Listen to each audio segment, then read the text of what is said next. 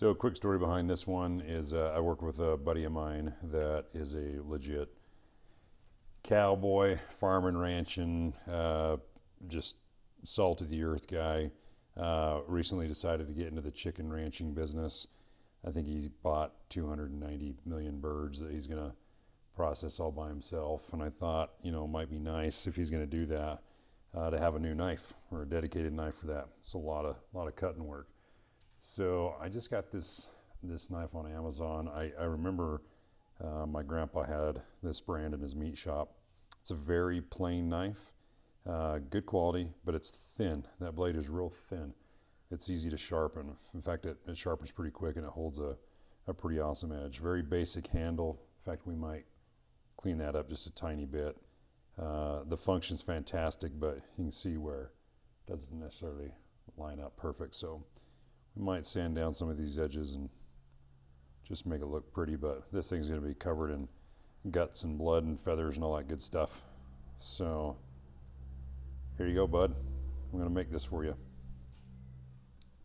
So for this style of compression sheath, I just take a lined piece of paper like that. It just helps me so I can square things up a little easier. Put it between those two lines. Try to keep the point somewhat centered on one of the lines. It's not a super big deal. I'll use that bad bear to just go around carefully. Try not to push it too far one way or the other. And I'll just make a series of dots. I'm going to play connect the dot here in a minute. Again, this is not scientific. You can do this a few different ways, whatever works for you. This is just how I do it. Down and dirty.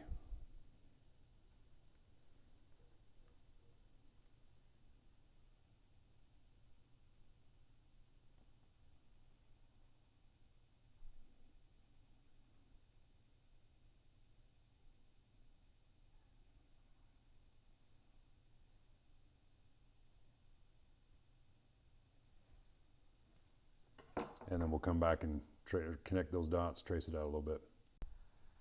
Once I have that roughed out, I'm going to cut this out, fold it right down the middle. We'll clean up the edges before we transfer it onto the leather. And that comes out looking a little something like that. Just a basic profile. You can set your knife back on top of there. If you like it, fantastic. If you don't like it, redo it. But that's going to be the basic shape I'm going for here. Now I'll just go around the whole thing. Just do a rough marking of that outline. And you could certainly use a marker, or a pencil, or even just cut it out as you go.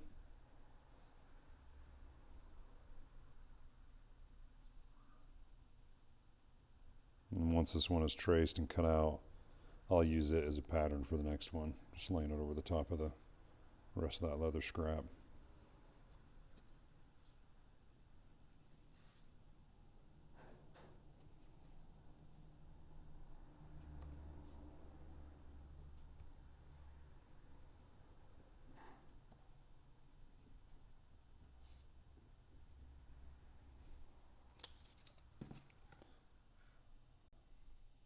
This isn't a huge deal, but when you go to trace this on the next piece, just remember to put the sides that are going to go together.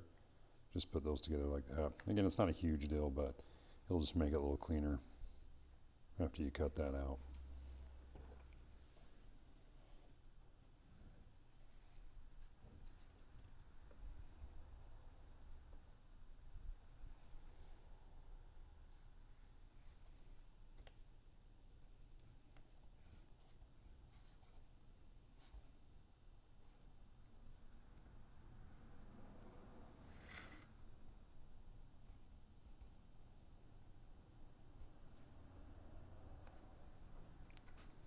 Just like so. This width of leather is really good at stretching, especially if you're going to wet form it. I don't plan on wet forming this, but what I am going to do is cut an additional strip that's going to go around the whole outside edge. That gives me just a little bit more space to get this knife in and out, but it'll still be tight and it'll still keep that really well compressed. It also gives me a little bit of standoff down here at the bottom. So if my buddy gets a little aggressive about putting his knife back, it's not going to punch through the bottom because there'll be a little extra piece of leather at the bottom that'll stick into. And now we're left with something like this. I'll go on there. Gives that little bit of standoff for that blade. And just like that. Now remember, before you get too far into gluing and stitching this, you gotta remember to do your artwork here, your stamping on there, your real custom, super duper fancy imprint work, which skills I do not possess, but we are gonna put something on there for our favorite chicken rancher. This sheath is also gonna be a style that I saw, I'm not sure exactly what they call it, but on the back side just has this, it'll be stitched at the top there, and then it'll slide through the belt and then catches on the belt like that. So it's just made to be taken out, put on real fast, and just kind of hold that in place like that. This will be the first one that I've made, so we'll see how it goes. One tool I really like to use, and I'm trying to make sure I stay within the left and right limits of the boundary on that stitch, is this little guy. So you can measure it off where you know for sure you need to shoot for the middle, and when you drag that, it cuts a little groove. Works a little something like this.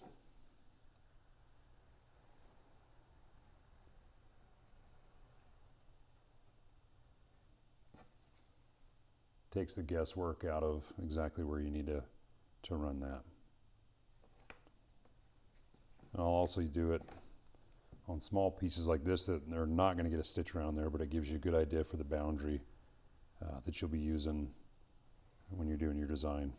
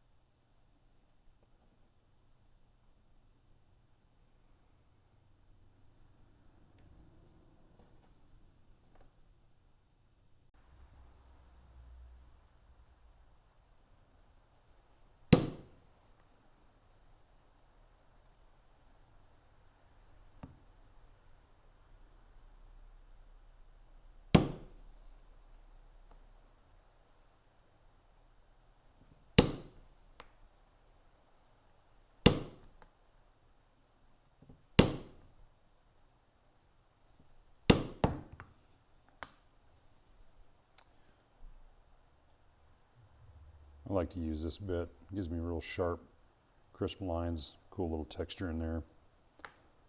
Doesn't take much to set that pretty deep. And then you can come back and, if you want to, you can rub that and make it just one flat line. So the next thing I did is went ahead and glued that guy on there and then ran the stitches so that when I put them together, you just have to worry about stitching around the outside. I also went ahead and glued this guy on there so it's ready to go to get glued to here. And then we'll go ahead and run the punch all along this outside edge. Now we'll just use a couple of basic punches to run around that outside edge, get some real good clean holes going all the way through.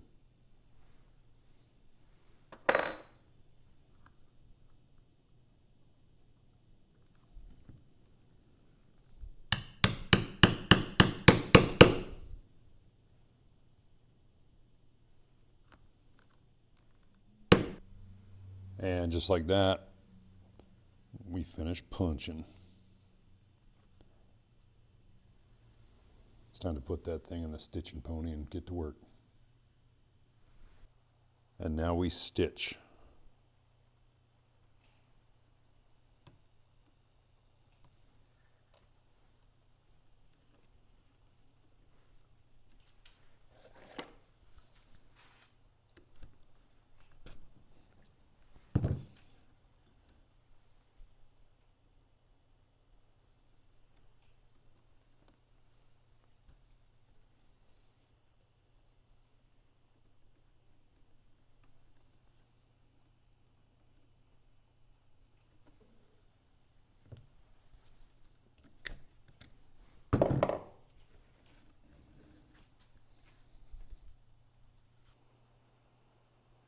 magically, just like that, stitching is complete. Now you can see when you put all this texture in there, or engraving work, whatever you call that, it kind of changes the shape or the total shape of the leather. So when you glue these up, sew them together, you have some uneven edges along here. So you can go back with a knife and just trim those, or I like to use actually just a belt grinder, and then you just get everything all down to the same size. So I'm gonna go ahead and knock that out right now.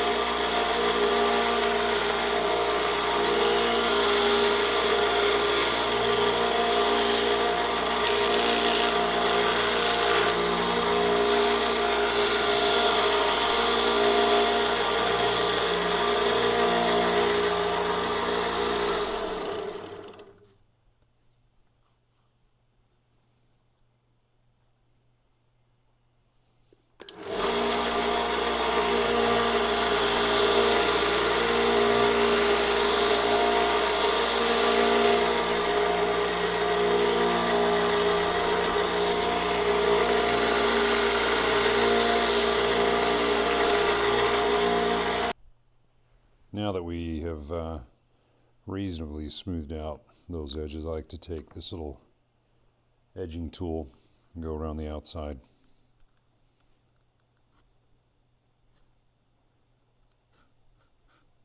This doesn't have to be perfect, but it makes it clean up real nice when you start the burnishing process.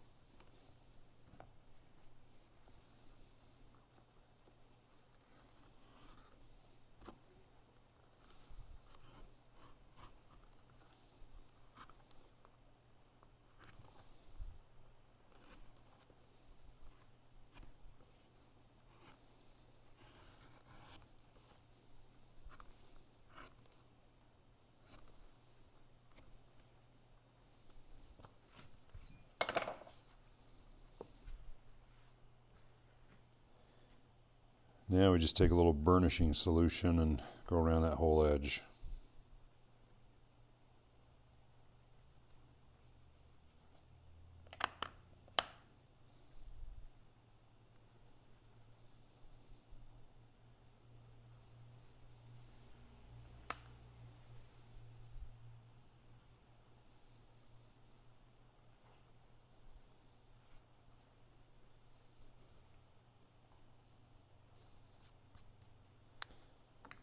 I'll spare you the whole entire process there, but this is the gist of it right here. Get it in there good and proper. And you take that little tool, little edging tool.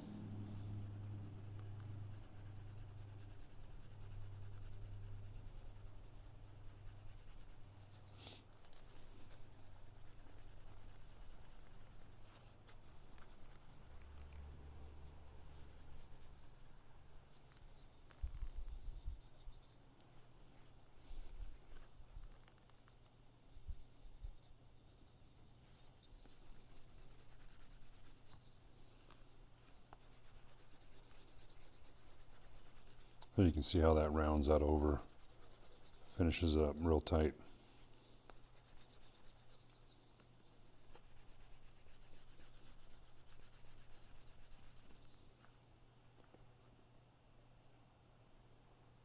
And we'll go ahead and finish the rest of that. And there you have it. Burnished all the edges there. Put a little bit of oil on it, not much. And then sanded down this hand a little bit just to make it more symmetrical around the end there. Sanded out a few of the lines. Nothing too crazy. Let's give it a whirl.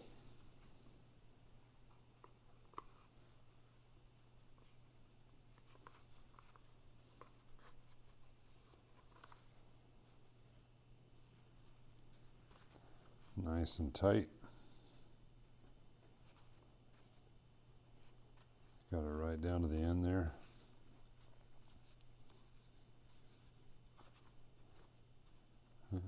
Fits pretty snug. So let's just slide down through the belt, catch on there.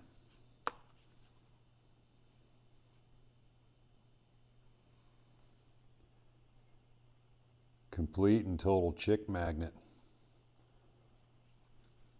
So there you go, bud. Hey, I made this for you. Enjoy.